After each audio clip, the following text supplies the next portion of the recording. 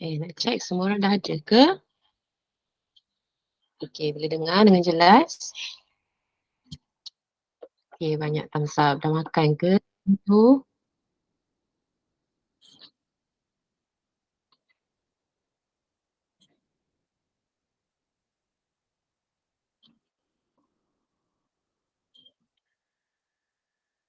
Okay, dah makan. Ada yang tak makan lagi ke?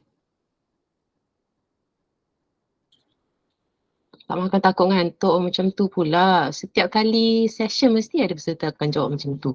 Tak makan lunch takut dia ngantuk. Kalau macam tu tak apa, kita faham. Saya pun sama juga. Kalau tengah hari makan berat-berat sangat nanti mengantuk.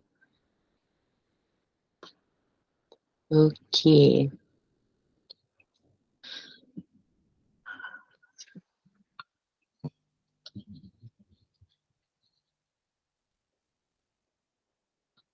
Semua dah ready ke untuk session 9 dan 10 ni? Kalau dah ready tolong bagi thumbs up. Dalam chat tolong cakap ready coach.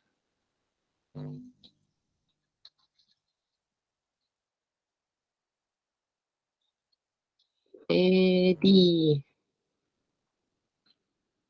Okay, sebelum tu kita nak cakap tahniah kat diri sendiri dulu. Selama 2 hari ni kita go through 8 modul kan? 2 hari ni sampai Coach Lah, semalam Coach Shatira, Coach Syafiq dengan Coach Lah dah 8 modul kan? Jadi tahniah bukan senang nak duduk fokus.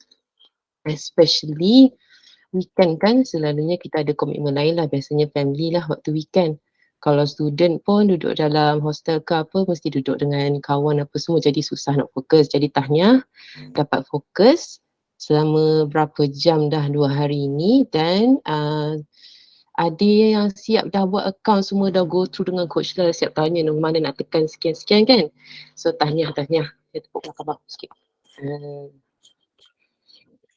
Okay, saya nak perkenalkan diri sendiri. Nama saya Atikah, Wan Nurul Atikah. Tapi tak payah panggil Wan lah. Sebab semua orang dalam keluarga saya Wan. Bapa Wan, adik-beradik Wan, suami pun Wan, anak pun semua pun Wan juga. Jadi panggil Atikah. Kalau zaman dulu-dulu kan kita pakai landline, pakai telefon kan. Ada orang call je, nak cakap dengan Wan. Habis satu rumah jawab, Wan mana?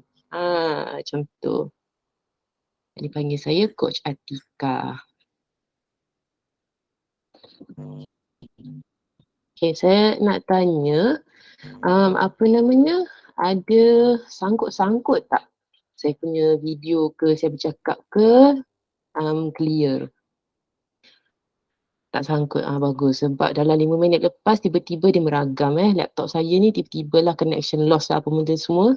Sebab tu tiba-tiba hilang skrin makanan tadi kan. Sudah. So saya kena make sure tak jadi waktu kelas kita. Kalau tak rugilah masa tuan-tuan dengan perempuan. Okay. Sebelum tu saya nak cerita pasal diri sendirilah. Saya mencuburi bidang freelancing ni dalam 10 tahun lepas lagi. Macam tu. Semenjak zaman Upwork baru naik dan dia punya function pun tak banyak macam sekarang. Sekarang ni sangat-sangat mudah lah saya rasa. Tapi zaman-zaman 10 tahun lepas tu nak dapat job yang bidang translation English tu boleh sangat susah. Very, very challenging. Time-time tu saya cari kerja data entry, transcription, OCR validation kan. Tapi sekarang ni, kalau siapa yang dah pernah explore Upwork kan, memang dah sangat banyak dan sangat menarik job-job translation yang ada dalam platform tu. Okay. Sebelum kita start session kita, saya nak share saya punya freelancer profile kejap, boleh ke?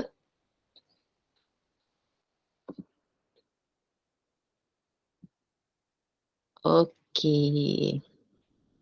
Alright, nampak? Macam tu. Okay, freelancer profile ni to be honest saya baru buat sebabnya ceritalah sikit dalam beberapa tahun lepas 2021 time tu saya busy tahap yang bangun pukul 5 pagi, siap-siap nak pergi kerja, keluar pergi kerja jam 1 jam setengah macam tu. Sampai rumah pukul 7.30, buat kerja pukul 11 baru siap baru boleh tidur. So bangun pukul 2-3 pagi nyusukan anak tidur. Jadi tak ada masa untuk benda yang di luar kerja hakiki tu lah. Pada satu point tu, biasalah perempuan bila datang dia punya stres tu dia nak mengemas kan. Sebab saya dah lama tak aktif dekat platform-platform online ni, saya mula start delete account. Kan bila kita tak delete account ni, dia akan masuk dalam email kan, dia punya subscription, punya newsletter lah. Kemudian saya serabut time tu. Lepas tu saya tak boleh nak commit benda selain kerja full time pun saya delete macam-macam. Termasuklah saya punya portfolio blog. Rugi tak? Jadi saya kena buka balik from scratch lah. Ni in terms of the platform ni lah, tapi freelancing memang saya aktif dah sepanjang 10 tahun ni. Yang for the past few years tu, especially offline lah, saya ada kenalan dan dia ada job extra, dia akan bagi kat saya. So saya tak cari klien, kerja tu datang cari saya lah macam tu. Tapi sekarang ni saya baru start buka balik multiple platform. Saya freelancing ni saya terlambat sikit buka. Tapi profile dah siap lah. So macam yang tuan-tuan belajar kat dalam modul kan, kita letak servis apa. Oh, tapi saya letak title saya localization. Sebab apa? Translation, subtitling semua masuk dalam localization macam tu. So letak servis apa, content jenis apa, software apa yang saya pakai. Siap. Dalam berapa saat je klien kita jelas kita nak offer apa dan kita punya kemampuan macam mana kan. So semalam Pucik Aminah tanya, Pucik Aminah betul dia tanya kalau tak pernah buat translation, tak ada portfolio kan nak buat apa kan. So ini adalah antara portfolio yang dulu-dulu lah waktu saya baru buka account, saya pergi translate artikel ni. Artikel ni daripada Frame punya website, so the artikel dia free lah. So saya buat macam mana, translate dalam Word dan buat contoh macam mana kalau artikel tu ada image, saya letak kotak kat sini, letak kotak kat sini, maksudnya nak tunjuk dekat klien yang saya punya formatting boleh ikut apa benda teks asal macam tu. So this is how you nak show portfolio lah. Okay. Semalam Coach Syafiq ada pesan kan. Dan pagi tadi pun Coach Syah ada mention rasanya pasal portfolio tu apa-apa screenshot letak watermark, betul. Jadi saya nak tanya peserta semua, kenapa kena screenshot dan bukan letak file asal tu?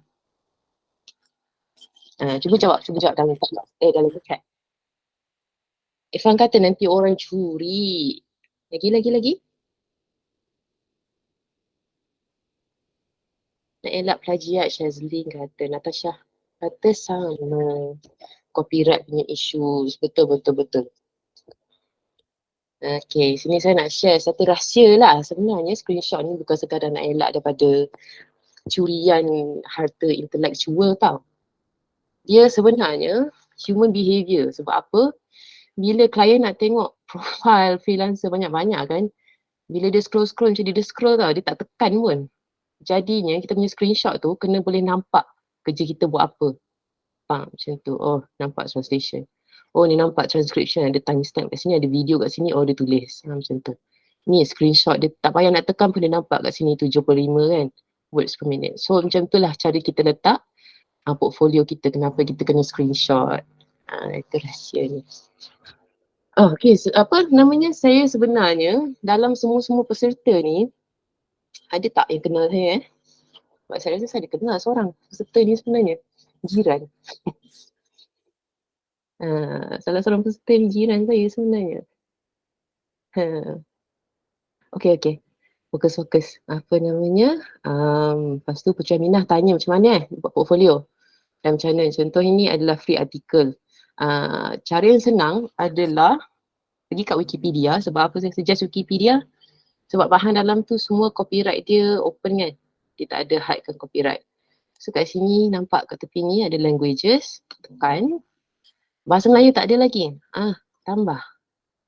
Macam tu kita boleh start portfolio, kita buat kerja dekat platform. Sorry tak nampak. Patutlah saya share window je kan. Terima kasih bagi tahu. Okay. Macam tu. Nampak dah? Okay. Cara untuk orang yang tak ada portfolio translation lagi, dia nak guna bahan apa dia tak tahu. Paling senang pergi Wikipedia sebab semua copyright tak terhad dalam ni. Semuanya semua orang boleh baca dan semua orang boleh edit, betul? Jadi kat sini ada nampak 79 language. Bahasa Melayu tak ada lagi dalam ni. Kalau perasan. Ke dah ada? Tak ada lagi. Jadi tambahlah language. Nanti dia akan pergi ke translate this page. Tada! Okay, and then dia akan suruh you pakai dia punya tool lah, iaitu content Wikipedia punya content translation. So untuk ini you kena sign up lah apa benda semua lah. Tapi saya dah lama tak buat benda ni, jadi saya tak ingat account saya. So itu adalah salah satu cara nak bina profile untuk translation macam tu. Okay, faham ke? Usually sama lah untuk bidang-bidang lain pun, you cari bahan yang tak ada restriction copyright dan you buat je kerja tu. Macam tu. Okay. Alright. Ada soalan yang nak tanya ke sebelum kita mula dengan modul 9 dan 10 petang ni?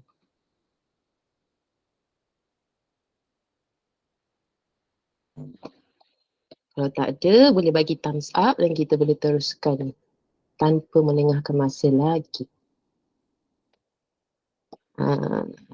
Semalam kan korang dapat coach Syafiq dengan coach Atira kan, muka kemain comel-comel.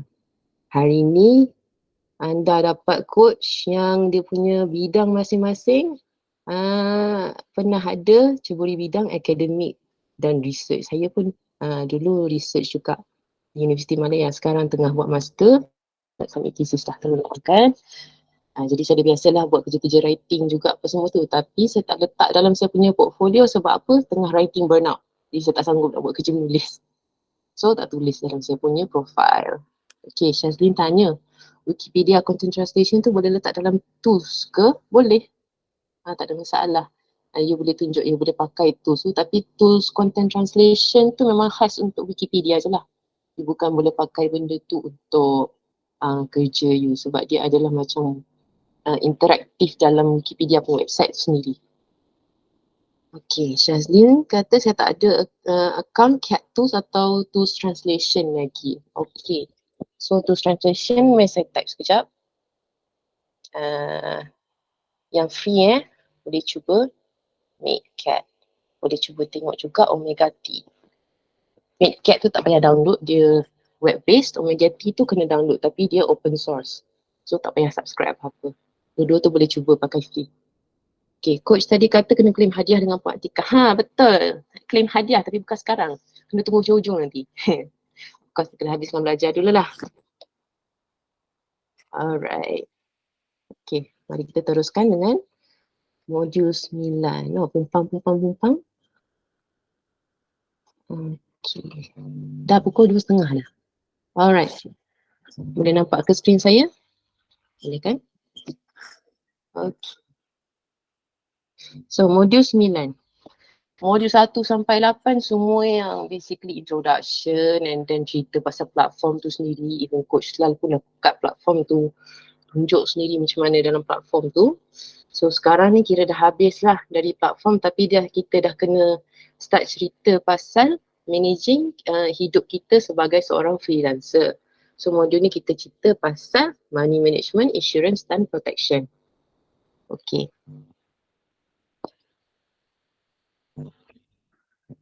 Okay. Siapa rasa money management sebagai freelancer tu tak berapa nak penting?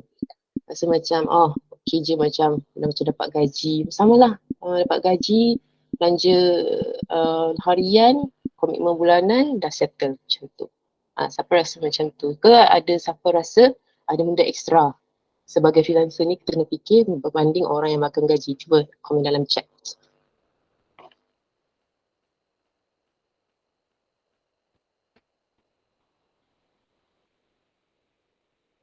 Adakah benda ekstra yang kita kena manage dari segi kewangan sebagai seorang freelancer? Ada tak? Ke tak ada? Risk management. Risk management macam tu, macam mana tu? Dari segi sebab ke income tak tetap, betul. Ada bulan langsung tak ada job, kena budget juga, betul. Nak ada saving dan buat investment, betul. Nanti semua saya akan ceritalah berkaitan money management. So betul lah tuan-tuan semua ada gambaran yang betul lah berkaitan money management sebagai freelancer. Okay, kita akan cerita pasal tax. pasal segala macam fund, segala macam account yang kena ada. Okay, so macam Tuan Pak cakap tadi lah, income kita tak tetap, bukan sebulan tu tetap dapat fixed amount. Mungkin ada sebulan, 2 bulan tak dapat job, dan bulan ketiga dapat job dengan sekali gedebuk boleh cover 3 bulan. Memang biasa, jadi benda macam tu, very very possible. Jadi kalau kita nak tahu kita punya monthly income tu, kita kena buat freelancer ni konsisten lah lebih daripada setahun supaya boleh dapat dia punya pola tu kan. Kemudian bahagi 12. Jadi dapatlah agak kita punya income secara bulanan tu berapa. Dan kita boleh compare lah dengan kerja makan gaji tu. Benda tu berbaloi ke tak untuk kita. So benda ni memang kita kena cuba dan lalui dulu.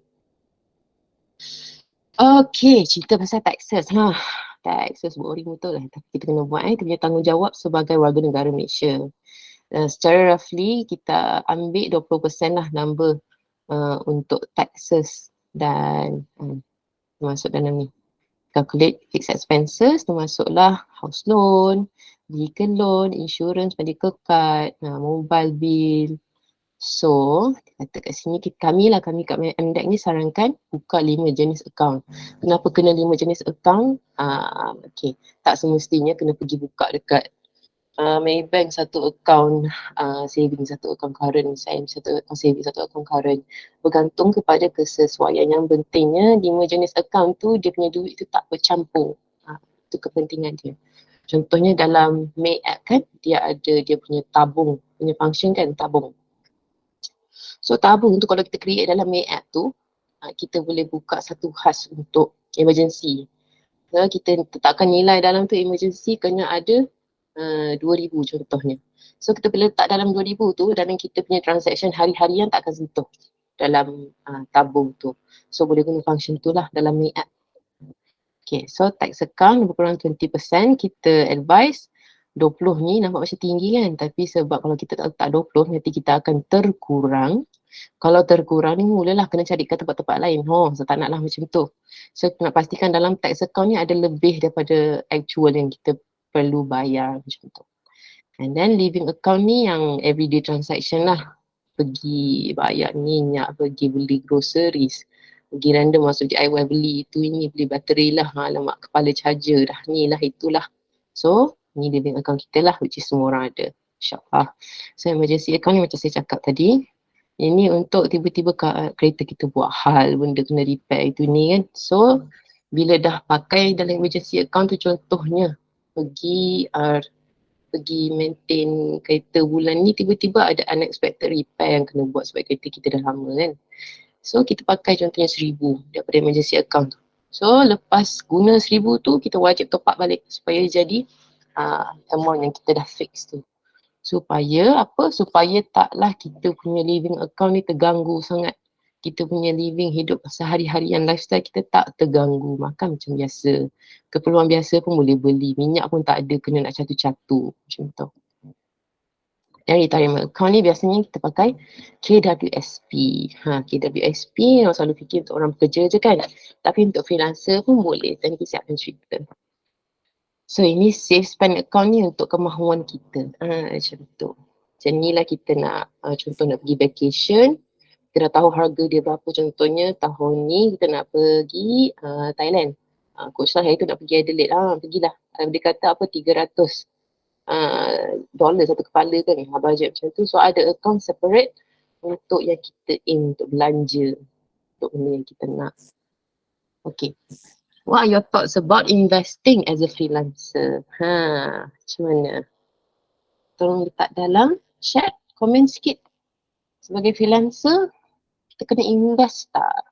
Macam Sarila kata kan, kena buat investment. Apa pendapat anda? Saya nak tahu.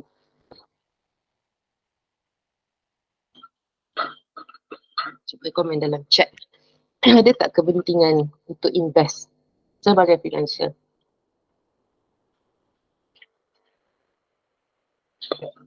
Stock adalah salah satu cara untuk invest, betul?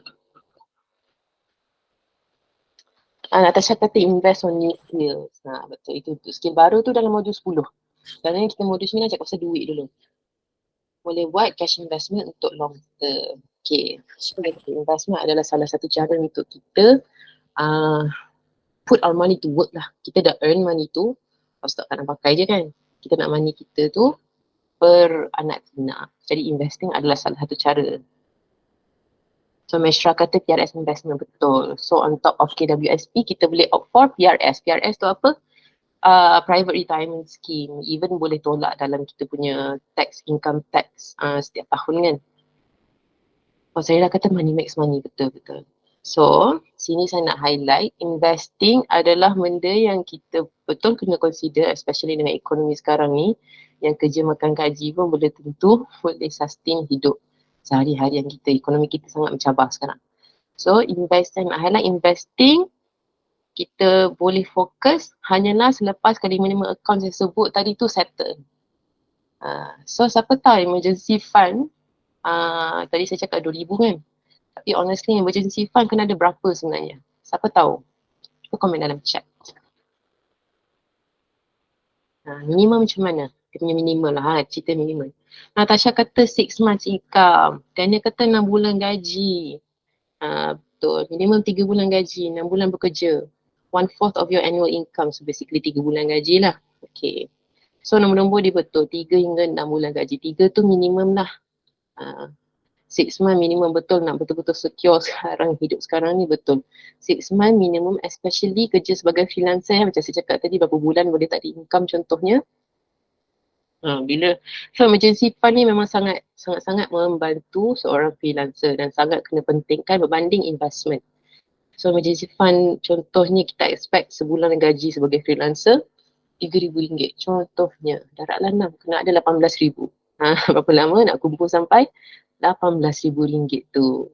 Selama ke tak lama? Lama ke tak lama tu bergantung kepada usaha Tuan Pan sendiri nak earn melalui platform-platform ni sebagai salah satu ikhtiar kita lah. Okay. Alright. Insurance. Insurance. Saya nak cerita pasal insurance. Sebabnya kerja sebagai freelancer ni tak ada siapa-siapa insure kita melainkan diri kita sendiri. Betul. Kalau orang yang makan gaji, dia akan ada paling sikit lah, dia akan ada sok-sok, which is insurance untuk orang yang bekerja kan. Ni pasal medical insurance, especially freelancer ni, dia tak ada medical insurance melainkan dia cover sendiri kan. So healthcare betul kita cakap sekarang ni boleh jadi sangat mahal. Kalau nak mengharap dekat klinik kerajaan sekadar untuk sakit demam, batuk, sakit kepala yang berapa hari, lepas tu macam biasalah itu kan. Kalau nak mengharap dekat klinik kerajaan, kita boleh kata sistem kesihatan kat negara kita semakin lama semakin kritikal, betul. Jadi dalam klinik kerajaan tu banyak dia punya services dah taken up by orang yang kena regularly pergi check up kan. Lepas tu kita rasa macam setakat kita yang sakit sikit-sikit nak pergi klinik kerajaan, boleh, tak ada masalah. Tapi makin lama kita akan rasa tak berbaloi sebab rasa duduk dalam klinik menunggu sebab apa? Tak cukup kaki tangan. Sebab kita punya sistem kesihatan macam tu sekarang. Tak cukup kaki tangan, dia tak boleh nak provide better service for the citizen kan. So itu memang masalah yang kita betul-betul kena aware. Mungkin satu hari nanti dekat Malaysia ni kalau anything benda yang specialist ada kemungkinan memang kena pergi private sahaja sebab the young talents pun dah draining daripada sistem kesihatan sekarang, betul. Jadi kemungkinan mereka akan berkelompok dekat private sahaja. Nanti dekat hospital kerajaan punya kepakaran akan kurang, jadi akan berebut. Ada kemungkinan kena dapatkan medical treatment sendiri guna duit sendiri. Sebab itulah pentingnya kita punya medical insurance sekarang untuk kita dan tanggungan kita untuk anak-anak kita kan. So boleh tengoklah dekat Malaysia dah ada banyak sekarang dan masing-masing boleh evaluate untuk keperluan masing-masing. Okay, kita cakap pasal work asset. Sebagai freelancer, work asset kita apa? Work asset kita sebagai freelancer, nombor 1 apa? Nombor 2 apa? Masyarakat kata rumah work asset kita. Kalau kita ada tempat untuk hidup seharian dan susah lah juga nak kerja sebagai freelancer kan. Laptop, betul, komputer dan internet. Okay, betul. Lagi. Skills kita, work asset kita, betul. skill tu datang dari mana? Daripada kita punya tubuh badan dan otak kita ni. Sebab tu medical insurance tu penting. Kalau kita down tak ada income. Macam tu je, senang je. Diri kita sendiri, betul lah. So, kita sebagai freelancer kan, on top of medical insurance, kita boleh juga pilih untuk menjarum dekat SOCSO. SOCSO ni untuk mereka yang dia boleh cover kita punya expenses kiranya terjadi kemalangan sewaktu kita bekerja. Tapi kita bekerja kat rumah kan. Jadi dia mungkin apply untuk serta-serta orang lah. Contohnya dia punya kerja fotografi. Dia punya dapat kerja tu through the platform tapi dia kena pergi keluar untuk buat kerja tu. Macam ada certain job yang minta, I need a time-lapse video contohnya of a bustling city. Lepas tu dia kena pergi keluar tangkap rakam video dalam KL City. So kat situ SOCSO function for your protection macam tu. Faham ke? Kalau faham cuba kita thumbs up sikit. Okay, macam SOCSO tak perlu ada SSM. Dia kena ada NYC je. Warga negara semua boleh carum. Okay. Alright, sekarang ni saya nak seterusnya, topik seterusnya financial credit score. Okay, siapa sini tak tahu current account tu apa beza dengan savings account? Betul Mishra, Sitos. Nanti saya akan cerita pasal Sitos. Okay, siapa tak tahu apa beza saving dengan current account? Ke siapa tahu? Siapa tahu? Bezaan saving dengan current account. Tak tahu. Natasha kata tak tahu. So, ramai yang tak clear apa sebenarnya beza saving account dengan current account. Untuk masing-masing bank, dia punya benefit siapa semua boleh check bank masing-masing lah. Tapi current account ni kegunaannya biasanya untuk business. Tapi boleh je untuk orang bersendirian nak ada current account sebab dia nak separate dia punya certain expenses kan. So, biasanya business boleh current account. So, Nur Muhammad kata boleh issue check. Okay, so itu kena check dekat bank masing-masing kan. So current account ni biasanya guna untuk business so that you can record your transaction in and out, credit dan debit, cash flow kita masuk macam mana, keluar macam mana. Sebab hujung-hujung tahun setiap business mesti akan hasilkan P&L account dia, profit and loss. Dia punya statement tu. So itu adalah kegunaan current account yang especially function untuk freelancer. So freelancer kadang-kadang kita ada beli membership lah, token lah, apa semua kan. So itu kira kita punya business expenses lah. So untuk mengelakkan benda tu bercampur bau dan kita tak nak lost track, kita tak nak lost track kan. So boleh pakai current account service ni, setiap bank ada offer. So boleh check out benda tu. So, senang untuk kita buat. Nak buka current account kena ada SSM, tak payah. Dia offer untuk individual juga. Okay. Sini macam saya cakap, easier for accounting purpose. Senang untuk tax preparation. Dia tulis income kita berapa terus kat situ macam balance terus kan. And then ni, clear separation of business from personal saving.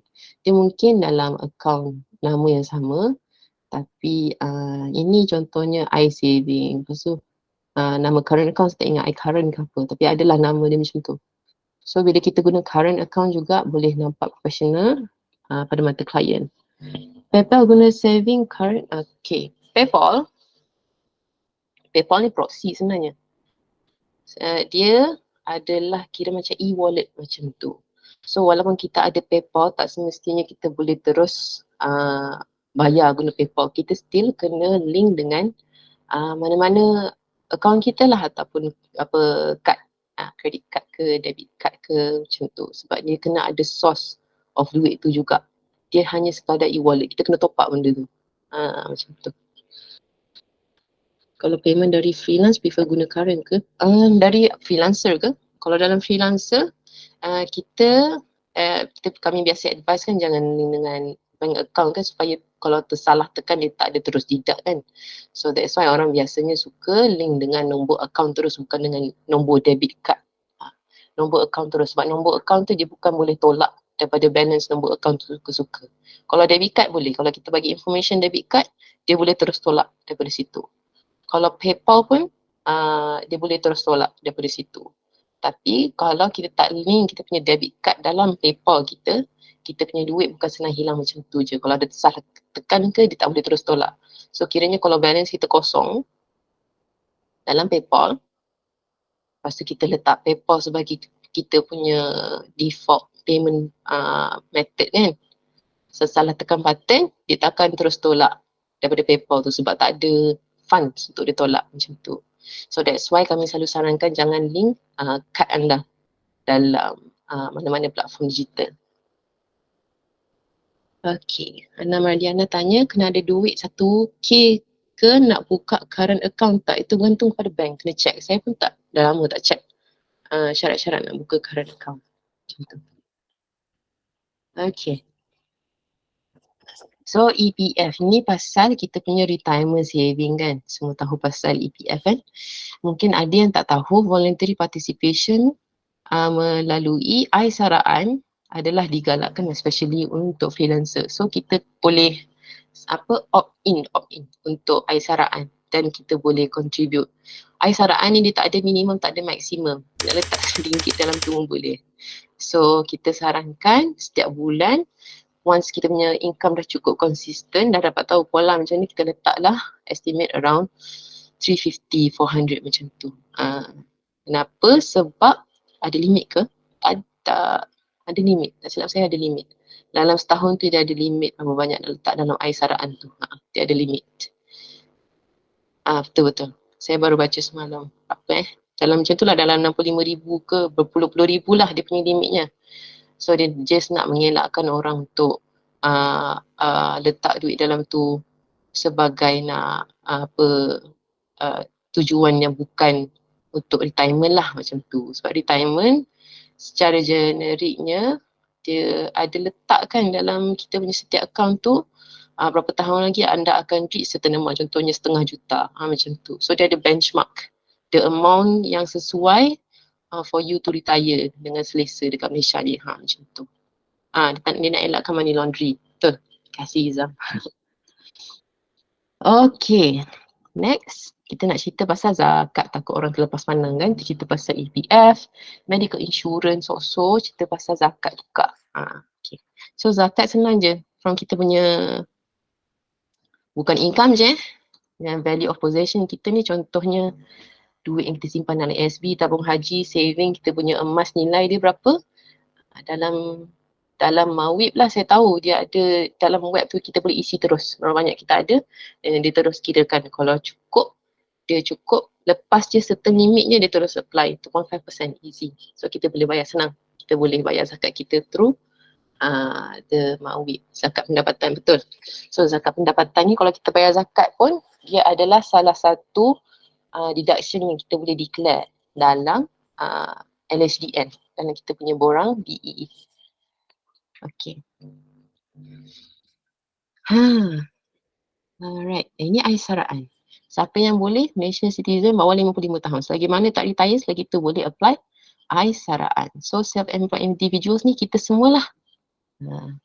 So apa yang kita kena buat? Kita kena submit form kan, tapi sekarang ni ada online juga. So boleh pergi website KWSP dan cari Aisaraan dalam KWSP. Okay. Boleh teruskan ke? Pasal money management ni kadang-kadang buat stress juga okay, duit kita ni kena tolak. So sebenarnya duit yang kita boleh pakai tu tak banyak pun sebenarnya. Macam tu, selalu fikir macam tu. Especially bila cakap pasal income tax ni. Income tax ni makin banyak kita makin banyak kita kena bayar, betul? Terus macam dapat projek besar-besar pun nanti macam kena bayar tax. So betul lah. So sini saya nak highlight kita punya kelebihan sebagai freelancer yang dapat job dari overseas ni bila kita bayar tax. Minum dulu macam lelah je tu. Saya panas sebenarnya sebab saya tak buka kipas. Kipas ni bunyi dia sangat bising. Sebab itu je. Macam panas sikit. Tak apa, jangan risau. Biasa teaching. Okay. Alright. Saya nak highlight income freelancer ni. Kita kebanyakannya dapat daripada overseas, betul? Panas. Sebab tu kelebihannya kita boleh contribute kepada ekonomi negara sebab duit yang kita dapat tu duit daripada luar. So orang yang buat bisnes tu sibuk dengan FDI. Siapa tahu FDI? Foreign Direct Investment. Dia nak tarik duit daripada luar Malaysia, nak masuk Malaysia, nak naikkan kita punya ekonomi, nak apa? Nak buat kita punya financial status negara tu, sebab bank negara tu is better. Macam tu. So kelebihan kita bila kita earn money daripada outside adalah kita contribute kepada income negara tu sendiri. Kita ambil daripada luar masuk dalam negara. Okay. Hari ni pasal LHDN saya nak cerita 3 benda. TIN. Okay. TIN ni harap-harap sesiapa yang dah start bekerja, dah start ada income, dah adalah TIN ni. Walaupun anda punya income tak lepas lagi, the minimum taxable income, harap-harapnya dah ada TIN. And then cerita pasal filing, borang B dan BE lah. Sebab kat sini kita just anggap semua orang individual. And then cerita sikit pasal income tax deduction. Okay. TIN. Macam mana nak dapat TIN ni? Dulu-dulu kena pergi counter, betul tak? Zaman saya kena dapatkan TIN tu, zaman tu tak boleh nak buat online lagi. Kena pergi counter lagi. So sekarang ni dah boleh e-daftar. Dia mungkin ada juga kena buat confirmation dekat counter, tapi cukup mudah lah macam bank lah. Dia boleh buat apa-apa online dan dia pergi counter tu confirm je. So sekejap je buat benda tu. Okay. So ini adalah contoh lah. TIN nya dia akan ada huruf dan nombor kat belakang tu. So segala macam income kita akan associated dengan nombor TIN ni. Tak kisahlah income kita tu gaji ke, rental ke, kita punya investment ke, kita associate dengan satu nombor ni. Sebab tu kita kena ada TIN. Okay. Alright. So, nak cerita pasal e-filing. Okay. E-filing ni apa? E-filing ni boleh buka dekat sini ya.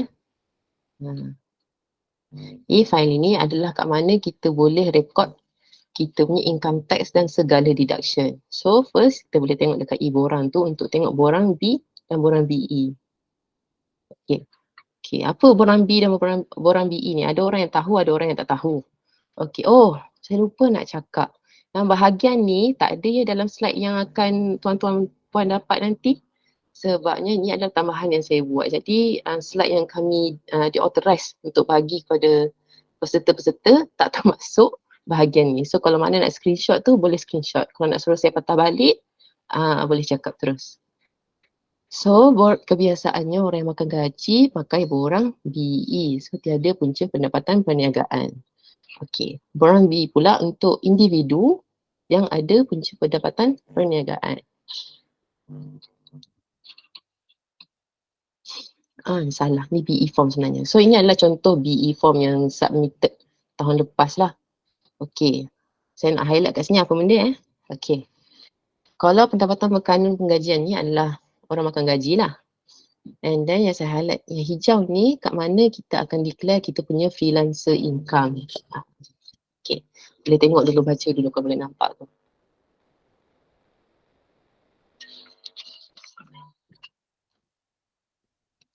Okay. Alright. So, okay, kat sini lah kita akan declare kita punya income sebagai freelancer. And then dia ada dah tolakan-tolakan. And then finally kat bawah dia akan terterakan jumlah income yang taxable dalam borang tu. So mana kita nak dapat income statementnya? Kalau orang yang bekerja, dia akan ada EA form. Orang yang bekerja setiap akhir tahun, dia akan dapat EA form ataupun EA statement kan.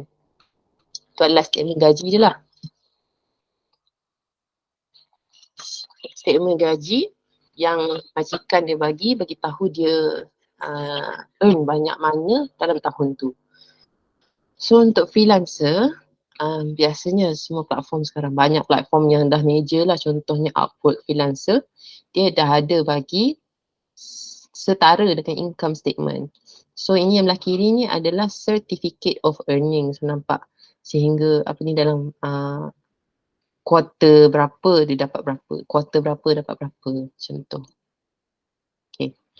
Kalau yang freelancer pula, you boleh tengok period you boleh letak dalam 3 bulan ke setahun terus, and then dia akan keluar kat sini terus PNL terus PNL, dan boleh export terus. Kita boleh simpan sebagai documentation kita untuk income tax declaration nanti. So clear tak dekat situ? Orang selalu tanya macam mana kita nak kira, macam mana kita nak declare, macam mana nak bagi tahu ini adalah income freelancing kita. So macam tu kat orang tu.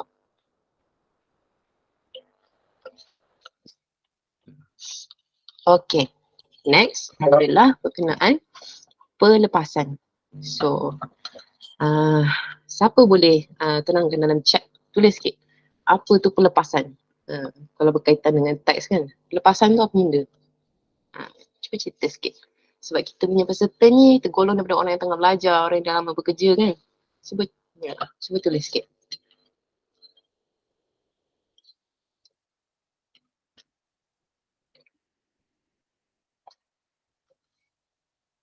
Okay, so betul. Mishra, Muhammad Azharuddin, Pete kata, Daniel kata, Marwan kata pengecualian cukai. Saya lah pun kata pengecualian cukai. Alright, siapa tahu minimum? Minimum taxable income kat Malaysia ni sekarang, tahun ni. Cuba tulis, siapa tahu? 34, 36. Berapa sebenarnya? 34 ke 36? Siapa tahu? Saya pun tak ingat berapa. Kena check lah setiap tahun ni mungkin ada perubahan. Sebab tu boleh jadi 34, 36. Ada satu tahun tu 35 dalam borang saya. Dia tulis 35.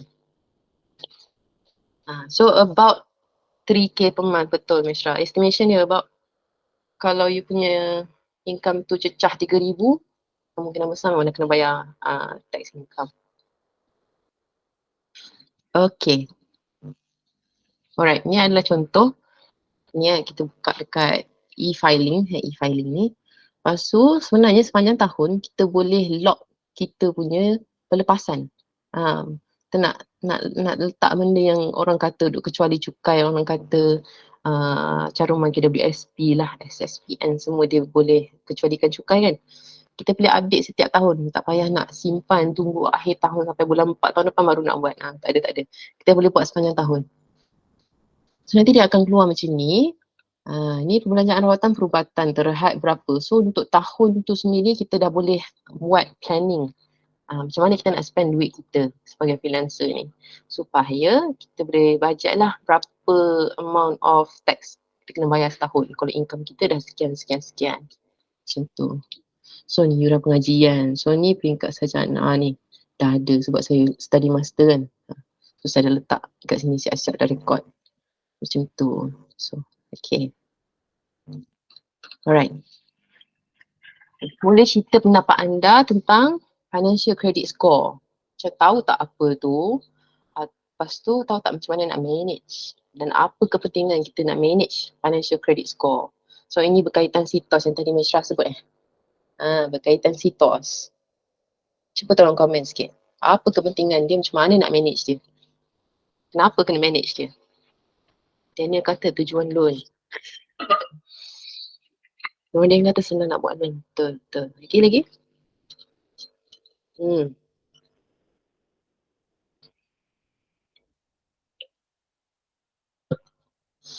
Betul. Okay. So Nordin, Marwan, Mishra dan Daniel kata untuk loan. So basically yelah kita punya purpose nak ada score kredit ni untuk loan lah, untuk pinjaman bank. Sebab sekarang ni saya rasa sangat rare ataupun tak ada langsung orang beli rumah, contohnya beli harta apa-apa tanpa guna bank loan.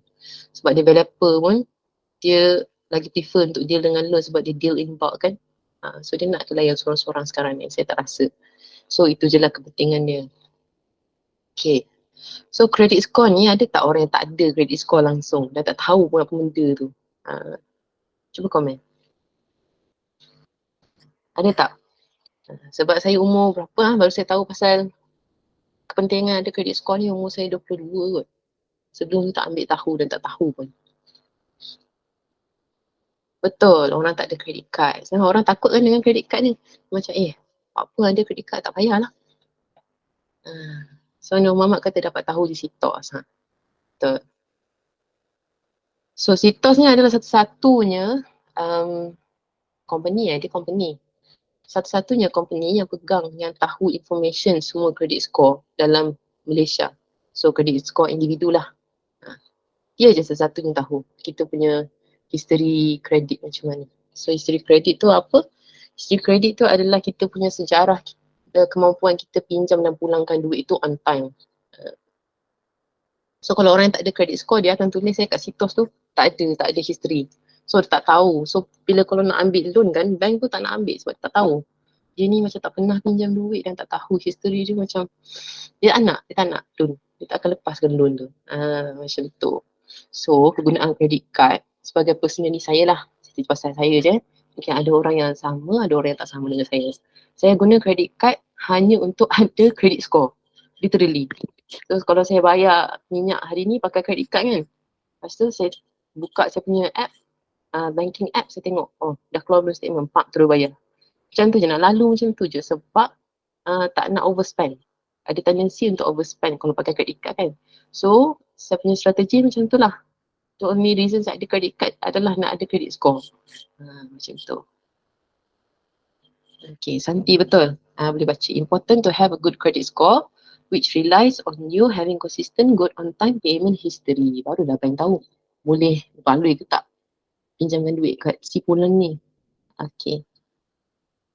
Alright. Habis dah modul 9. Okay. Ada soalan ke sekarang ni? Setakat sekarang ni.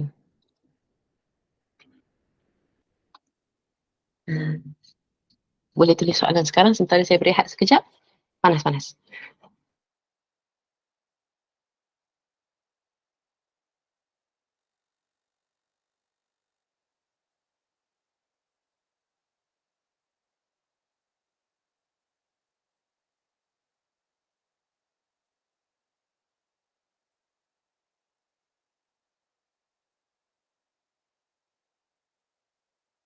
Sebab tak ada. Biasanya macam tu lah. Bila part modul 9 ni kan, tak ada soalan nak tanya. Sebab apanya? Sebab tak ada buat depan mata kan. Kalau macam Coach Lal tadi kan, dia buka terus freelancer tu macam-macam soalan keluar. Sampai berapa orang coach nak kena jawab satu-satu soalan tu. So perasan tak dalam chat tu, ada orang yang menjawab soalan tu macam Coach Haziq, Coach Yami kan, IA, MIE. Itu Coach Andak. Sebab belum pernah. Betul lah tu. Selagi mana kita belum kena buat calculation menghadap sepanjang tahun punya income dan perbelanjaan, selagi itulah kita tak ada soalan. Okay. Alright. Kalau tak ada soalan, boleh tak saya bagi teka-teki? Kalau boleh, cuba bagi thumbs up sikit. Saya bagi teka-teki. Laju je. Bagi teka-teki ada. Right. Okay, ni teka-teki ni kita punya kawan-kawan coach ni lah. Oh, sekejap ada soalan. Cik Aminah tanya, kalau kita basing commission, akan com tu commission ke? Okay. Terima kasih Marwan. Dia dah terus jawab soalan tu. Basic je. Kena cukai. Saya pasal sales ni saya tak tahu commission. Tak pernah buat kerja yang ada commission kan. Jadi saya tak tahu tu. Marwan dah tolong jawab. Okay. Alright. So nak bagi teka-teki. Teka-teki ni kita punya kawan-kawan coach dalam MDEC ni yang duk bagi. Korang rajin bagi teka-teki kat sama sendiri. Okay. Okay. Tahu kan sebatang pokok? Okay. Dia ada depan dan belakang kan? Macam mana kita nak tahu depan dia dengan belakang dia? Tak ada. Tak dapat hadiah. Untuk suka-suka je kali. Tak dapat hadiah. Untuk bersuka ria. Berehat sekejap. Dia kata letak dalam air. Kenapa Saya kurang faham. Macam dalam Piramli. Nipah kata ada lumut. Okay, fikir sekejap sementara saya baca soalan ni. Maksudnya kalau kita income freelance 5k tapi kita sendiri cukup 2.8 adalah basic, selebih tu adalah commission, boleh ke coach? So maksudnya you ada income tetap 2.8 and then income freelance kita 5k. Okay. Kasih tanya soalan ni, saya boleh terus tunjuk. Tuan fikir dulu teka-teki tu. Nanti saya baca balik jawapan-jawapan dia. Okay. So basic 2.8 and the income freelancer 5k. Adakah 5k tu dikira commission? Jawapannya adalah tidak. Sebab apa? Saya share. Alamak, mana modul? Yang lah. Itu dia. Okey. Sebabnya freelance income masuk dalam ni. Tata. So dia kira adalah kita punya basic lah sebenarnya. Setara dengan basic. Jadi dia bukan kira sebagai commission, dia akan kira dalam taxable income juga. Macam tu. Lepas ditolak kalau ada baki tu, itulah termasuk dalam taxable income juga. Okay, harap menjawab soalan. So income freelancer masuk dalam sini dalam borang BE. Dalam borang BE, income freelancer masuk dalam ni. Ni adalah gaji tetap, ini adalah income freelancer. Macam tu. Okay. Alright, saya start baca jawapan Natasha kata depan dia P, belakang dia K. Pokok K. Kali kata rendah dalam air nu jumpa dalang. Dia kata yang depan kita depan, yang belakang tu belakang. Marwan kata commission tak termasuk dalam penggunaan cukai pendapatan. Betul-betul. Okay, kali kata yang bawah akan tenggelam sikit. Okay. Alright. Marwan kata pendapatan yang boleh cukai hanya gaji pokok atau basic. Okay, harap clear bahagian tu. Okay, untuk teka-teki ni, ada lagi tak jawapannya? Sebab saya tak dapat lagi jawapan yang betul ni. Ada.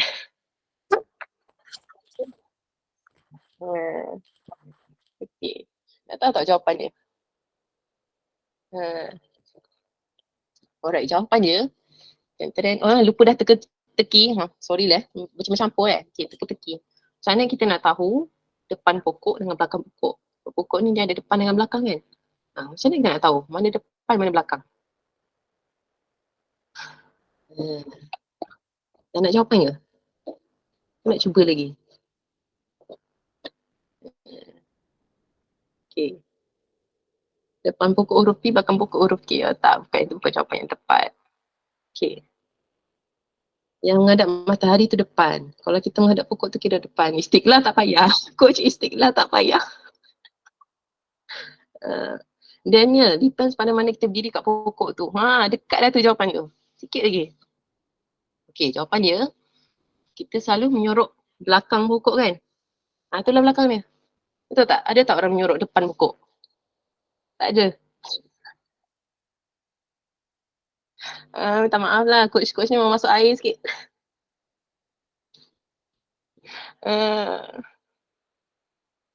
Okay, satu lagi teka-teki. Boleh tak sebelum kita rehat?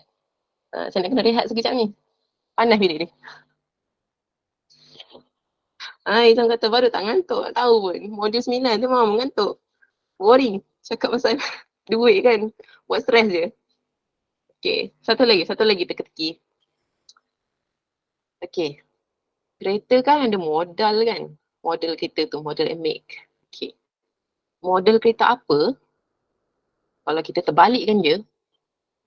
Kalau kita terbalikkan ejaan dia kan. Nampak pelik.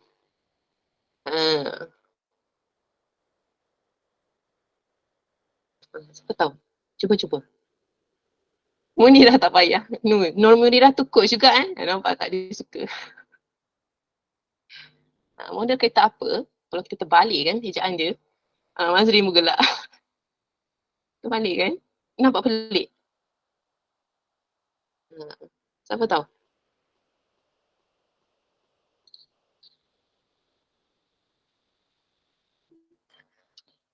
Terus tak ada jawapan.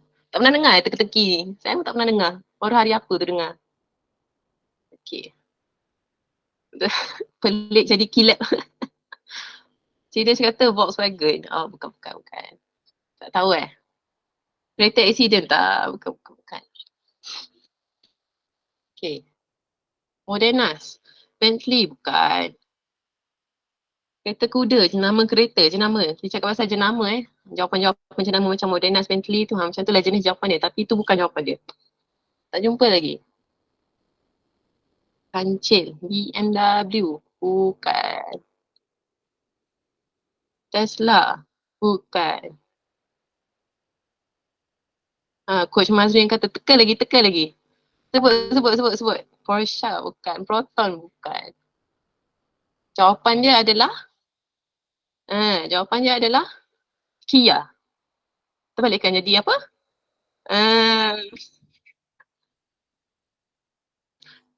Kita keteking disalahkan coach-coach lain, dia orang nak mengajar. Ah, betul kan? Pelik kan? Pelik tak?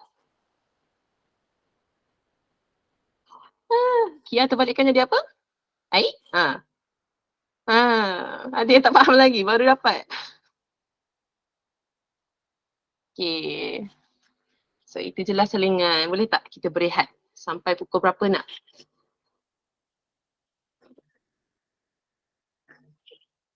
Berehat.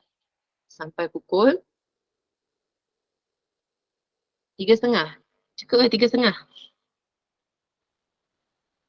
Okay. 3:30 boleh 3 suku. Rehat sampai 3 suku kelakar. Okay, rehat sampai 3:30 lah. Setuju Okay, 3:30 saya akan berjumpa lagi anda semua untuk modul ke-10. Kemudian kita akan tutup kita punya buku, insyaAllah. Okay, jumpa 3:30 insyaAllah.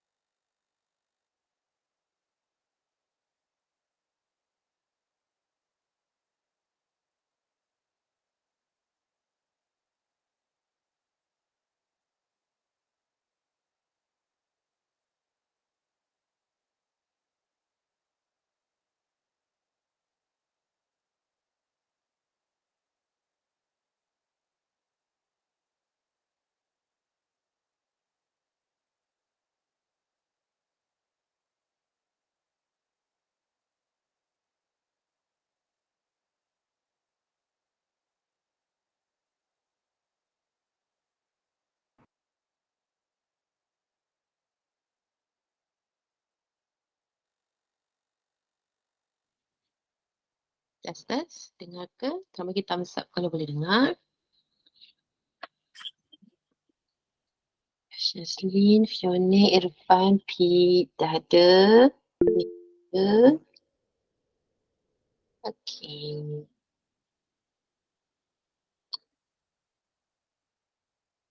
Alright. Dah ada. Marwan dah ada. Siti Zul. Ni orang-orang yang loyal ni. Okay, dia stay dengan kita sampai hujung. Jangan lupa kena stay sampai hujung untuk dapat apa? Untuk dapat hadiah. Okay. Sebelum tu, saya nak tuan-tuan dan puan-puan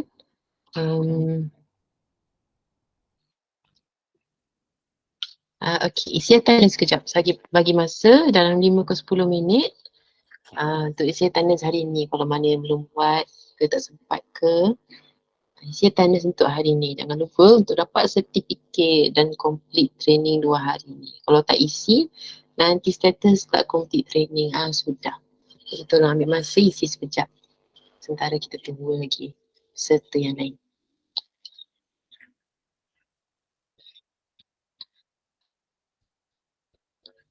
Dia 2 hari yang berbeza kena isi borang hari yang berbeza ya. Kalau dah isi semalam masih kena isi. Boleh klik, isi dan bila dah siap, tolong type dalam chat dan siap.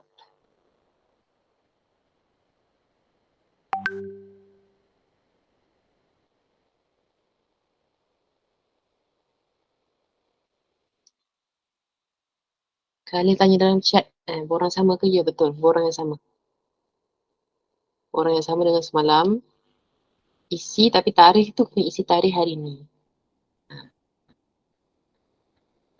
Jangan tak isi, rugi tak dapat sertifikat nanti. Penat-penat dengan coach. Cerita panjang-panjang dan dapat ilmu, tak dapat sertifikat pula. Sudah.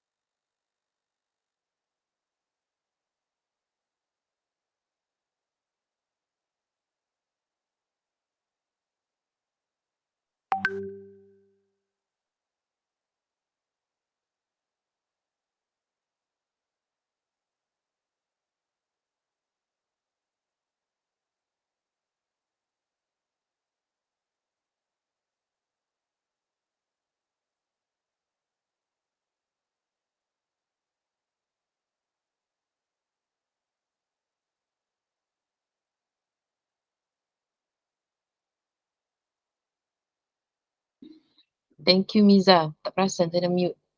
Siapa yang dah isi pagi tadi tak payah isi dah petang ni. Isi sekali sehari sahaja. Okay. Alright.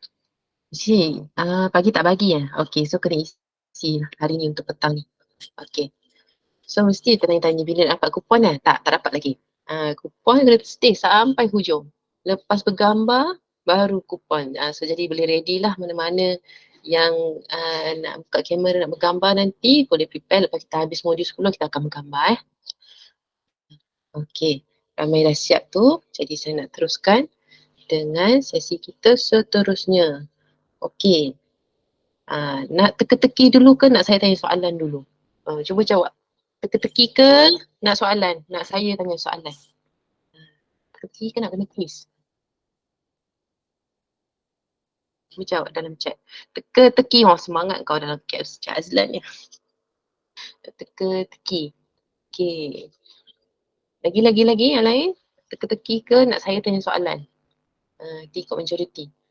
Tasha nak teka-teki juga. Kisyong nak quiz. Mesha kata anything okay. Sidash kata quiz. Oh, macam sama banyak pula lah ni. Okay. Kalau macam tu, Okey. Macam ni lah. Saya bagi soalan dulu, lepas tu kita rehat sekejap dengan short, teka-teki. Lepas tu kita masuk modul 10 macam tu. Alright. Soalan saya, dah ready belum? Ready bagi thumbs up. Ready ke tak? Okay, ready. Alright. Ready coach. Kasih semangat baik. Okay, soalannya. Soalannya, adakah semua projek kita boleh buat dalam platform tu?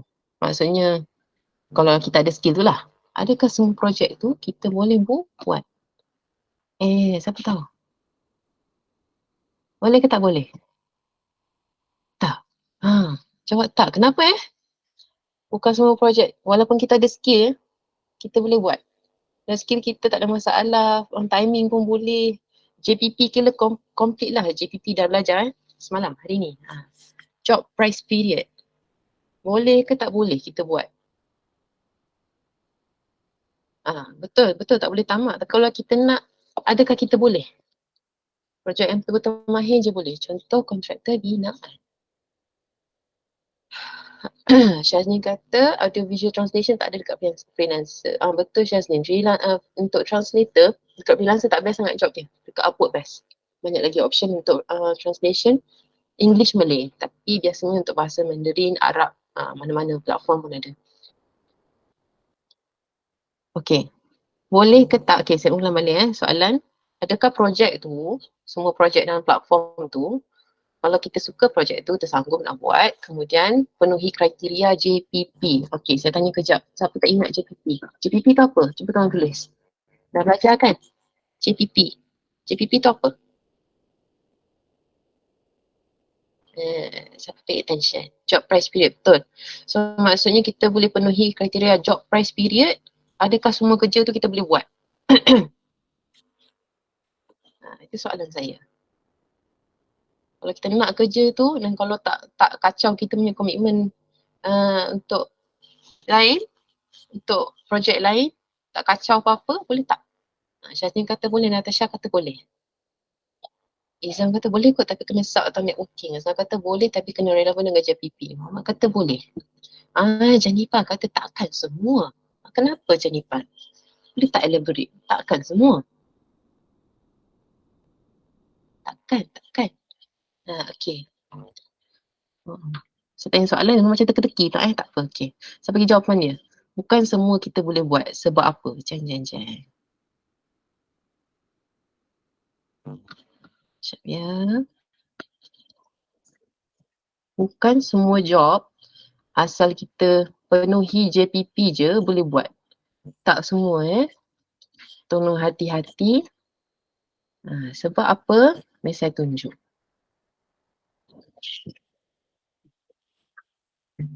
Nampak tak? Okey. Nampak tak ni? Projects in violation of our terms and conditions ni platform freelancer.com. Ada project in violation, ada yang benda-benda yang orang post tu violate benda-benda ni. Tantaran. So bukan semua yang kita boleh buat tu, kita patut buat. Contohnya, ini quite common asking for like. Suruh follow, pergi account scan social media, follow, bagi screenshot, okay dapat duit. Tak boleh, melanggar TNC. TNC ni kita kena buka setiap platform tu ambil tahu. Dia ada artikel-artikel macam ni lah, ada FAQ. Minimum job completion rate. Dia akan ada lah soalan-soalan common macam mana kalau klien tu tak habis bayar ke apa ke ada. So sila buka support punya bahagian untuk setiap platform. Macam ni. Ini sangat-sangat banyak Faham? Okay, so siapa yang bahagian research writing macam Coach Lalan, dia bukan semua benda dia boleh buat dan kalau dia buat pun ada syaratnya. Contoh macam research artikel tak ada masalah. Kalau kita serahkan hak-hak menulis tu, kalau kita betul. Muhammad kata bukan semua genuine job. Betul. Kalau ada melanggar TNC, tolong jangan Okay. Alright, assignment. Ramai orang post kerja assignment, sangat banyak. Siap ada nombor unit pun tertera dekat situ. You boleh Google je nombor unit tu, you tahu universiti apa. Sudah. So be very very careful about the job yang you nak bid tu. Make sure you go through semua TNC. Macam tu. Okay. Okay, last teka-teki. Boleh? Faham ke berkenaan TNC tu, kepentingan kena buka juga? Tolong bagi respon sikit. Dah cakap faham coach dalam chat? Natasha tanya, kalau dia buat kena ban account lain. Ya betul, ada kemungkinan kalau kena report, kena ban. Especially kalau kita ongoing job tu kan, orang suruh buat assignment, kita dah siap, dia tak bayar, kita pergi lodge dispute kan. Lepas tu dia kata, ini job assignment you tak patut buat, kena ban. Tak ke rugi? Tolong aware sikit yang sini kita pakai platform tu, dia offer service platform tu kat kita. Kita kena ikut undang-undang dia. Tolong buka. Malas-malas pun sambil tak ada benda nak buat, scroll-scroll tu buka lah. Sekejap baca itu ini, baca FAQ lah paling senang. Okay, last teka-teki. Boleh tak saya bagi teka-teki last? Ready tak untuk soalan? Ready? Bagi thumbs up sikit. Okay. Ready. Okay, ready. Soalan dia, okay. Ada 5 ekor burung dengan tengah terbang. Okay, 5 ekor burung tengah terbang. Lepas tu, ada kilat dan bunyi guruh. 3 ekor jatuh. Kenapa Kenapa ada 3 ekor burung jatuh? Ada 5 ekor burung tengah terbang. Lepas tu ada kilat, bunyi guruh. So ada 3 ekor terjatuh. Syasha kata terkejut. Zaliza, Natasha kata terkejut. Terkejut orang ni terkejut. Marwah kata yang balance semua terbang. Yang tak balance tu tak terbang. Kali kita 3 ekor tunjuk peace. Kenapa kilat tunjuk peace? Silas kata sebab kilat. Kenapa Sebab ambil gambar. Oh macam tu. Oh kilat tak ada kilat betul. Kilat berdentum dekat langit. Tak ada, bukan tangkap gambar. Syasha kata sebab tak nak bakar. Tak nak basah. Muhammad kata kerana 2 ekor masih terbang. Oh, dikeret kat situ 2 ekor je terbang, yang lain jatuh lah. Macam tu. Okay. Ada lagi jawapan? Sekarang kata sebab dia ingat ada orang snap gambar.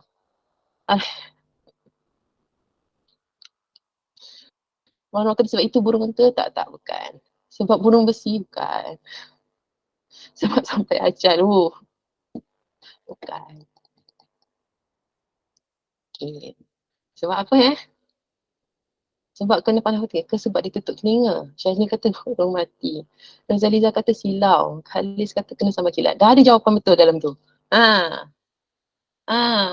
kata tutup telinga. Sebab tu lah. Dia perlukan kepak di tangan dia untuk terbang kan. Bila bunyi guruh, dia buat macam ni. Jatuhlah dia. Macam tu. Salahkan coach lain. Dia orang nak mengajar ni. Okay. Dah sudah. Kita fokus. Fokus. Saya selalu cakap kat anak saya. Dia tak fokus ni. Tolong fokus nak.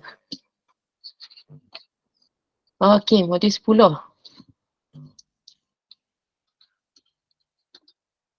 Alright. Kita teruskan dengan modul 10. Last stretch guys. Last stretch. Lepas ni dapat. Kenapa pergi play? Lepas ni dapat token. Okay. Last ni kita nak cerita modul 10 ni pasal continuous improvement. Tadi ada siapa tanya pasal macam mana nak upskill pasal business writing business report. Saya tadi ada bagi jawapan LinkedIn learning kan. Okay. Cerita pasal tu lah untuk modul ni. Apa kepentingan kita kena upskill sebagai freelancer. Okay. Cerita pasal future of work. Kita belajar awal-awal kan apa itu future of work. Okay. Alright. Bila kita tengok trend kerja hakiki yang kena masuk office semua dan kerja remote, memang sekarang ni kebanyakannya dah offer kerja remote. Dan bukan sahaja offer remote, dia tak ambil permanent staff pun, dia ambil freelancer sahaja. Betul. So itu adalah trend daripada dulu sehingga sekarang ni. Trend ni nampak dia akan makin menjadi betul lah. So, freelancing ni adalah sustainable, financial sustainable untuk syarikat. Sebab apa? Sebab kita dah cerita dah awal, sebab dia boleh kurangkan kos. Dan kebanyakan individu bekerja sekarang, generasi sekarang, dia pentingkan work-life balance. Dia pentingkan kebebasan, freedom untuk dia uruskan masa dengan kewangan dia tu sendiri. Happiness generasi sekarang sangat bergantung kepada kebebasan masa dia dan flexibility. Sebab tu sekarang ni siapa yang bekerja lah dalam syarikat sekarang ni, dia akan nampak memang sangat common orang jam kerja, dan especially kalau dapat offer remote, sangat common, especially dalam bidang IT. Kalau satu syarikat tu dia tak offer remote option untuk pekerja-pekerja IT dia, memang turnover rate dia sangat tinggi untuk dalam department tu. Okay. Especially post pandemic ya. Pandemic tu adalah di mana tiba-tiba booming freelancing ni sebab orang terdesak nak cari kerja kan. So nak tak nak dia ada kat rumah, why not? Explore kerja freelancing. Especially ni. Especially workers under 40. Ni adalah jurang umur yang di mana orang tengah mencari-cari dan tengah develop career dia, betul? So 40 and above biasanya dah ada kestabilan dari segi career tu. Umur 20, 30 ni dia masih tengah kena make a stand dia punya career tu. Okay. Cerita pasal upskilling dan professional certification. Kena ke? Freelancer ada professional certification valid ke? Kenapa relevan rasa relevan ke tak? Okay. Sharpening the saw ni adalah satu phrase di mana dia digunakan untuk highlight fenomena orang yang upskill dia punya existing skill set dia. Okay. Kenapa? Sebab kita nak jadi lebih efektif dalam kerja kita. So sharpening the saw ni nak ke tak nak kita kena invest dari segi duit, dari segi masa. Sebab apa? Kita tak nak kita punya skill sekarang ni, contoh sekarang you punya masa yang you ambil tu siapkan satu logo sehari, dan masa depan pun sehari juga tak nak, you mesti nak jadi dalam berapa jam sahaja. Macam tu. Okay, takkanlah kita buat kerja berulang-ulang, kita tak jadi lebih bagus dalam pekerjaan tu. So, especially sebagai freelancer ni, sebab semua orang pun offer benda yang sama kan? Dan semua orang pun ada letak portfolio, okay. Dan di mana kita nak nampak lebih profesional dalam bidang kita adalah memang kita ambil certification lah. Sebab certification ni, banyak yang certification yang orang pandang, bukan certification yang free-free saja ya. Certification yang orang pandang bermaksud you can invest your time and money. And then you can invest your money untuk maintain you punya contohnya certification ataupun membership tu. And then you kena ada CPD, Continuous Professional Development. Okay, siapa tahu contoh professional certification yang relevan untuk dia punya skill set, cuba komen dalam chat. You letak you punya skill set and then dash certification yang relevan, siapa tahu. Cuba letak dalam chat ke tak tahu. Kalau tak tahu cakap dia tak tahu. Hasil kata PNP. Betul. So PNP untuk siapa yang tak tahu Project Management Professional. So siapa yang dia berminat dengan project management, memang pelik kalau dia tak tahu PMP. Sebab PMP memang sangat-sangat orang pandang dari dulu sampai sekarang. Mana-mana negara pun, you kerja freelance ke, you kerja full time dari physical ke, memang orang pandang. CCNP saya tak tahu. So IT cyber security betul. So ITIL betul. CompTIA betul. So ini adalah jadi yang famous especially banyak certification untuk bidang IT, software, cloud, machine learning, so memang sangat banyak. Okay, macam mana untuk kalau accountant CCA lah kan. So, contohnya saya bidang translation kan, ada beberapa orang dalam translation dalam ni, so saya nak tanya, tahu tak kat mana dia dapat professional certification tu untuk nak bagi nampak you professional translate benda tu English dan English tu Malay, tahu tak? Kalau tahu boleh tulis dalam tu, kalau tak tahu tolong jawab tak. Dia kata tak. Natasha kata tak tahu. Daniel kata tak. Sidesh kata tak. Okay. Untuk bidang translation, untuk bidang interpretation, jurubahasa, untuk bidang subtitle, dekat Malaysia ada Institut Terjemahan dan Buku Malaysia. Boleh Google, ITBM. ITBM ni kat Bangsa Maju, dia punya office.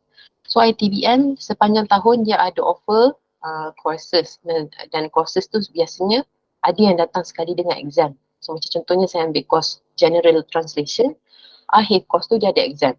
So dekat Malaysia ni memang ITBM je yang offer the legitimate dan relevant certificate untuk translation. Course ITBM mahal, betul. Betul, memang betul. Saya especially terasa sebab saya ambil waktu 2019. Time tu saya tak start kerja lagi dan saya belum sambung master lagi sebab time tu saya baru habis jadi suri rumah kan dan baru nak masuk bidang pekerjaan. Time tu kosnya saya bayar 1,200 kot. 1,200 untuk saya waktu tu sangat-sangat mahal. Jadi saya fikir ini investment long term. So betul lah memang investment long term sekarang ni memang dah reap pure profit je lah daripada certificate tu. Makan ribu untuk satu set terjemahan bahasa. Betul. So kalau biasanya untuk sertifikat-sertifikat yang berbaloi kan, macam PMP, macam CompTIA apa semua ada yang ratus-ratus, ada yang beribu. So that's the cost of professional certification. So with time mungkin dengan income kita yang cukup banyak, kita nampak berbaloi ambil sertifikat ni kita boleh ambil. So ITBM ada yearly fee tak? Tak ada. ITBM tu once you masuk course tu yang ambil exam dah, you pegang cert tu sampai bila-bila. Dia tak ada impose yearly fee lagi. Hai coach, nak tanya MDEC ada sponsor Coursera lagi tak coach? Fitri tak ada dah. Dulu MDEC ada sponsor Coursera kan. So sekarang ni tak ada dah. So okay. Okay, kita teruskan. Coursera ni adalah salah satu e-learning platform kan. So e-learning platform macam Coursera, macam edX, siapa tahu edX, macam Udemy adalah contoh-contoh source yang kita boleh pakai dan kita onboard dalam platform tu, kita ambil course dan kita complete course tu untuk kita upskill, which is kita buat sharpening the saw lah. Ini adalah contoh-contohnya. Boleh apply zakat ke? Macam mana saya kurang faham soalan tu Khalil. Boleh apply zakat maksudnya untuk professional cert ke? Okay, Natasha tanya kalau cert translation contohnya yang kita cari di e-learning platform ada juga ke? Translation kemungkinan Mandarin possible tapi saya tak pernah belajar Mandarin kan, saya tak tahu lah, tapi it's very possible that Mandarin ada, tapi kena cari. Okay. Lecturer okey tak? Lecturer saya tak pernah jumpa, tapi boleh cari review online lah. Fitri kata, baik coach, thanks for the info, you're welcome. Kalian kata yes, okay. So dia tanya tadi boleh apply zakat ke untuk professional cert ni? Itu to be honest saya tak tahu. Yang saya tahu ke maksudnya deduction tax sebab deduction tax ni ada certain cost je yang kita boleh declare dalam deduction tu, dan cost apa selain daripada ijazah-ijazah dekat universiti yang register kat Malaysia ni, selain daripada tu saya tak pasti mana yang boleh deduct daripada tu. Tapi dulu waktu saya ambil ITBM tu saya tak ada declare deduction lah daripada situ sebab saya tak sure boleh deduct ke tak. So, boleh cari orang dan tanyalah boleh ke tak buat deduction. Okay. Maisha kata Google Cloud, Meta, Microsoft, AWS also has certificate program. Very true. So if you minat nak upskill, especially dah zaman sekarang yang dah digital, globalized, industry 4.0, machine learning apa semua ni, and you have to go to Google Cloud, Meta, Microsoft memang dia offer. Dia mungkin ajar course tu for free, tapi untuk you dapat certificate tu you kena bayar a few hundred contohnya. Dia berbeza-beza untuk setiap certificate tu. Okay, terima kasih Mishra. Saya rasa Google Project Management masih free, is it? Google Project Management dulu free. Saya tak sure sekarang ni free lagi ke tak. But it's very possible. Itu pun orang pandang juga. Google Project Management. Okay.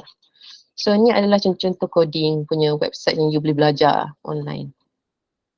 AWS cert dalam 6,000. Ya ke? Saya tak tahu. So PMP course kena bayar ke? Ya betul. PMP course dalam dunia ni saya tak rasa ada yang free.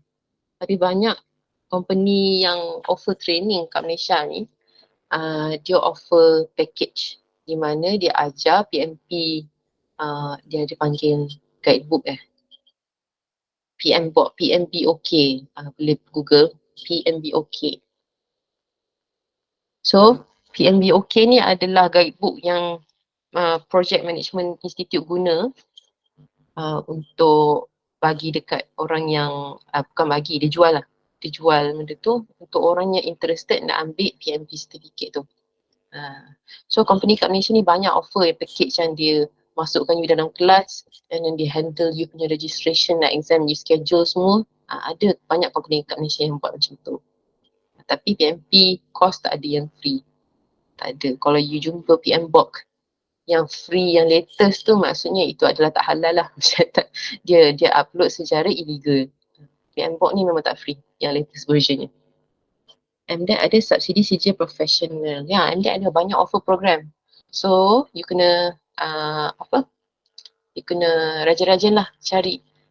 MDEC memang banyak offer sertifikat dan pensijilan ni. Sorry, tak faham Marwan. LLD, Hashtag kata dah ter-apply 2. Ter-apply, tak sengaja. Okay. Okay, ni adalah website untuk learn your language. So ni untuk belajar je lah. Ni bukan untuk dapat sertifikat kat website-website ni. Dia untuk belajar sahaja. Maksudnya sharpening the saw. Kena cerita pasal sharpening the saw kat sini. So hashtag kata LD ada yang free. Okay. So ni untuk data. Sekarang ni rasanya kat dunia ni mana-mana pun pakai data kan. So kalau interested kat data camp ni, data camp ni saya pernah pakai. Dia memang berkesan lah untuk kalau introduction orang tak ada basic langsung pun boleh pergi kat data camp ni. Dia pergi ajar tutorial juga. Dia bagi interaktif punya exercise. Interaktif punya exercise. Okay. So digital freelance community ni, kepentingan digital freelance community ni supaya kita nak stay up to date lah dekat platform-platform. Platform-platform biasanya dia ada dia punya community yang mana orang bertanya soalan apa semua. But you can also use your own community, contohnya batch dalam WhatsApp tu. Kalau you nak berkenalan sesama sendiri, you dah tahu di bidang sama ke apa, you nak save contact ke, you reach out to the members, peserta-peserta ni. Itu dia paling basic lah community tu. Sebab kalau freelance ni buat seorang-seorang and then lama-lama you bid and then tak dapat job, memang sangat senang down. Tu je. Dia punya risk dan challenge sebagai freelancer ni memang macam saya cakap kan, kadang ada job, kadang tak ada job. Bila musim tak ada job tu, sangat senang untuk kita rasa isolated dan terasa sorang-sorang.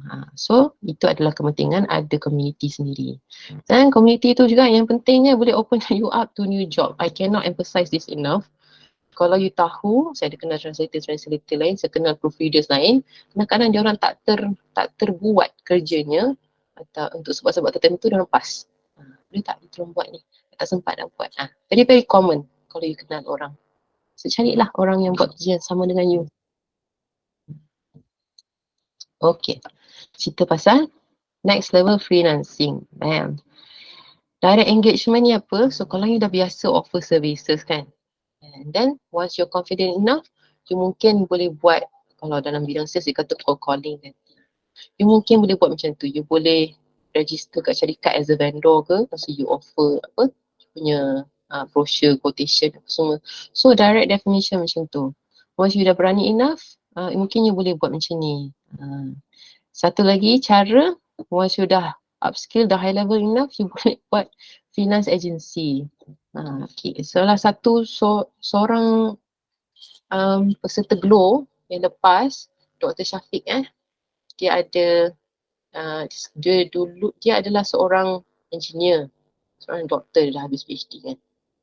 So dia seorang engineer, dia offer services macam-macam AutoCAD apa semua kan. Saya bukan orang engineer, jadi saya tahu AutoCAD je, sebut tu je lah kan.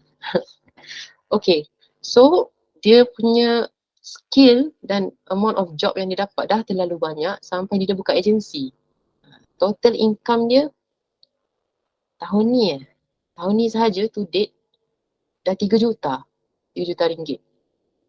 So if you do it right, you do it consistently, you tengok you punya market macam mana, you study betul-betul dan ada strategi, boleh jadi orang macam Dr. Syafiq tu. Macam kita ada salah satu coach interpreter, ya betul, Dr. Syafiq Afandi, betul. Kita kenal So Dr. Syafiq tu adalah salah satu success story yang kami ketengahkan untuk inspire kita punya peserta Glow. Sebab Glow ni, Dr. Syafiq ada TikTok tak? Allah, saya tak tahu. Macam consultancy pun ada, betul. Dr. Syafiq dia ada offer service consultancy sekali. Engineering kan memang dia boleh offer dah service tu. Okay. So once kita dah cukup banyak volume job tu, kita dah cukup skill, kita dah boleh recruit orang lain. Di mana kita jadi pada waktu tu digital freelance agency. Ini adalah top tier untuk freelance lah, where you dapat banyak sangat demand